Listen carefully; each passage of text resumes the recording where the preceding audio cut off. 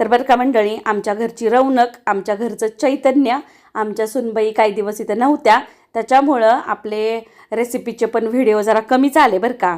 पण आता परत एकदा त्यांची शिकवणी ना स्वयंपाकघरातली चालू झालेली आहे. चला बघू आज काय केलं आहे आपण.